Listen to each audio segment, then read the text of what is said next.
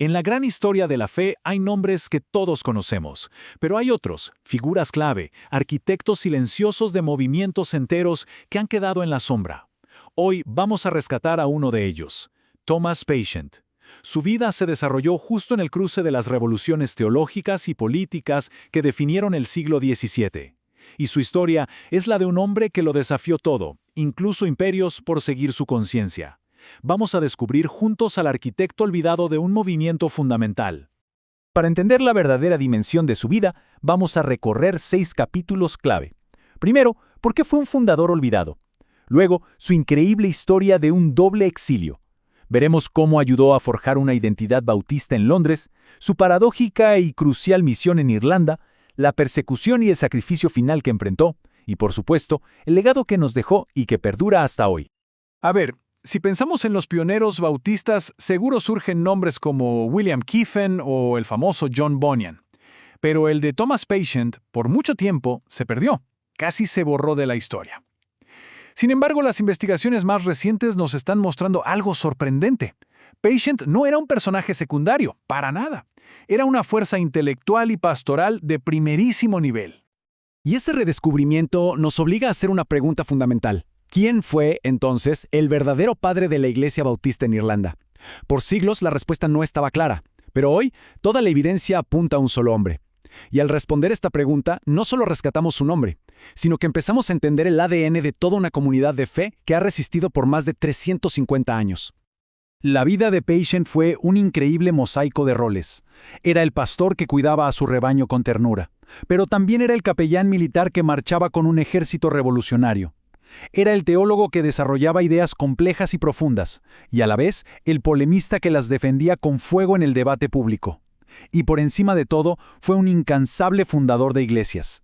Cada una de estas facetas nos cuenta una parte de su extraordinaria historia.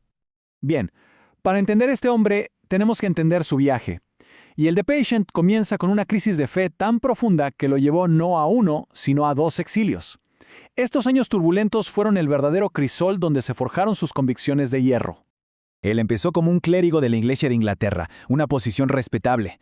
Pero por dentro, una ansiedad espiritual lo estaba consumiendo. Le aterraba la idea de tener una fe superficial, una fe de mera formalidad. Y cuando el arzobispo Laud empezó a imponer nuevas restricciones, Patient tomó una decisión radical: dejarlo todo y huir a Nueva Inglaterra, buscando un cristianismo más puro, más auténtico. Su odisea fue realmente dramática. Primero huye de la persecución anglicana en Inglaterra, buscando libertad en América. ¿Pero qué encuentra allá? Una nueva forma de intolerancia. La libertad que él anhelaba chocó de frente con la rígida teocracia puritana de Massachusetts. Y aquí viene lo más irónico de todo. Se convirtió en un exiliado por segunda vez, pero ahora perseguido no por sus enemigos, sino por sus propios hermanos en la fe. ¿Y cuál fue el motivo de esta segunda persecución? Una convicción a la que llegó después de una agonía personal sobre el bautismo de los bebés.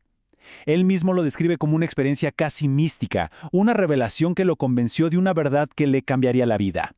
El bautismo no es para infantes, es solo para aquellos que creen conscientemente. El punto de quiebre, el momento que lo cambió todo, fue el nacimiento de su propio hijo.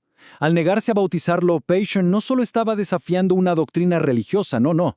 Estaba rompiendo el pacto social que unía a la iglesia y al Estado en esa colonia. Esto era visto como sedición, un acto de rebelión.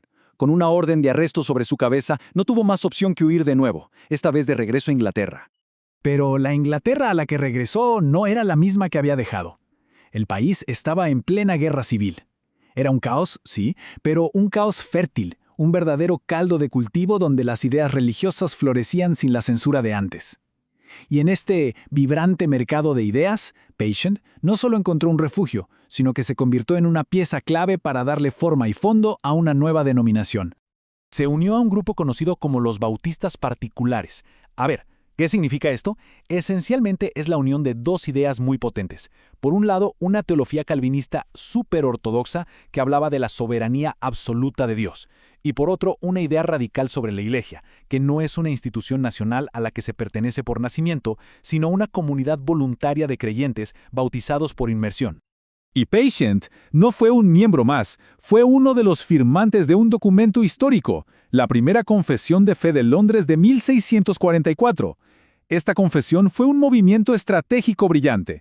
Por un lado, su fuerte ortodoxia calvinista los alineaba con el puritanismo dominante, mostrando que no eran herejes, pero, al mismo tiempo, su defensa del bautismo de creyentes definía su identidad única y los separaba de grupos más radicales. En Londres, Patient se une como copastor a William Kiffin, y juntos formaron una alianza poderosísima, una dupla formidable. Kiffin era el organizador, el hombre de acción, carismático y con recursos. Patient era el teólogo, el pensador experimentado, el que daba la coherencia doctrinal. Juntos le dieron un liderazgo increíble a un movimiento de iglesias que hasta entonces estaba muy disperso. ¡Claro! Esta creciente influencia no pasó desapercibida y atrajo ataques feroces. Un escritor presbiteriano muy conocido, Thomas Edwards, los difamó públicamente en su libro Gangrena. Los acusó, por ejemplo, de ungir con aceite a una mujer enferma, insinuando no solo fanatismo, sino hasta una conducta sexual inapropiada. Estas calumnias, que mezclaban un poco de verdad con mucho escándalo, nos muestran el altísimo costo personal que pagaron por sus convicciones. Y todo esto nos lleva al capítulo más paradójico, y quizás el más impactante de su vida. El hombre que había huido 2 veces de la persecución del Estado estaba a punto de convertirse en un agente clave del Estado revolucionario de Oliver Cromwell, y lo haría en una misión que definiría su legado para siempre. 200 libras. Esa fue la suma, una suma muy generosa para la época, que el Parlamento inglés le asignó a Thomas Patient como salario anual en 1649. Su trabajo, acompañar la expedición militar de Oliver Cromwell a Irlanda. De la noche a la mañana, el disidente perseguido se convirtió en un capellán oficial pagado por el Estado. Y aquí nos encontramos con una paradoja profunda, una tensión increíble.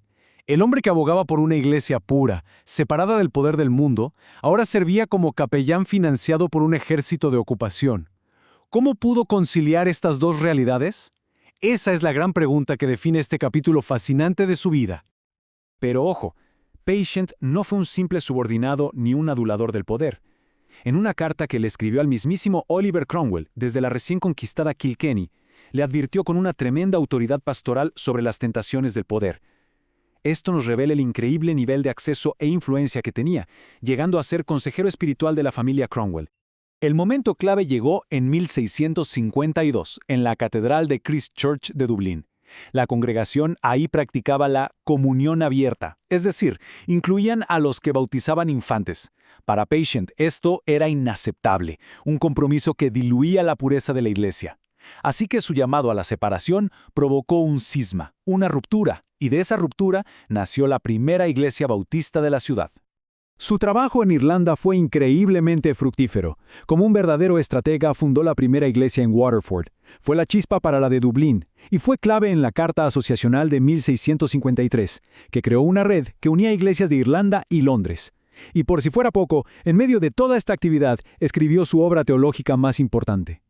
En su obra maestra, publicada en 1654, Patient básicamente desmanteló el principal argumento a favor del bautismo infantil. Su lógica fue brillante. Sostuvo que el pacto con Abraham tenía 2 partes, una nacional para su descendencia física, sellada con la circuncisión, y otra espiritual para su descendencia en la fe, los creyentes, sellada ahora por el bautismo. El gran error de sus oponentes, argumentaba, era confundir estas 2 promesas. Esa década bajo el gobierno de Cromwell fue la cumbre de la influencia de Patient, pero como sabemos, los vientos políticos pueden cambiar de forma drástica. Con la restauración de la monarquía en Inglaterra, el sueño republicano se vino abajo, y Patient se preparaba, sin saberlo, para enfrentar su prueba final. En 1660, la restauración del rey Carlos II lo cambió absolutamente todo. Por haber sido un colaborador del régimen de Cromwell, Patient tuvo que huir de Irlanda. De la noche a la mañana, pasó de ser un predicador influyente en la Catedral de Dublín a un fugitivo perseguido en su propia tierra. Y la persecución finalmente lo alcanzó en la ciudad de Bristol. En 1663 fue arrestado y encarcelado. Su crimen, simplemente liderar una reunión religiosa considerada ilegal por el nuevo régimen. Ni siquiera en su vejez encontró descanso de sufrir por su conciencia. Pero su acto final fue, sin duda, el más heroico de todos. En 1666, con la gran plaga devastando Londres, su viejo amigo William Kiffin le suplicó ayuda. Su iglesia estaba diezmada por la enfermedad y la persecución, y Patient, ya con 75 años, no lo dudó un instante. Regresó a esa ciudad apestada para servir a su gente en su hora más oscura. Fue un acto de sacrificio supremo. Poco después de llegar a Londres contrajo la plaga. Murió el 30 de julio, sirviendo a su rebaño hasta su último aliento. Su muerte fue el sello final del testimonio de toda su vida, un pastor que literalmente dio la vida por sus ovejas. Su vida fue un ciclo constante de exilio, influencia, persecución y finalmente sacrificio. Pero, ¿qué queda de todo eso? ¿Por qué es importante rescatar su historia hoy? Bueno, su legado es mucho más profundo y duradero de lo que podríamos imaginar. Su impacto se puede ver en 3 áreas clave. Primero, un legado institucional.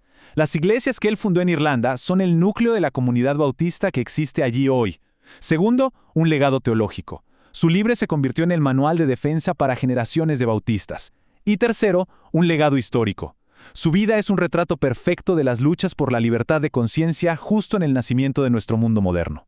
Y así, la historia de Thomas Patient, este hombre que lo arriesgó absolutamente todo por lo que creía, nos deja con una pregunta resonando. En un mundo que a menudo premia la conveniencia y el compromiso, ¿qué valor le damos nosotros a una convicción inquebrantable?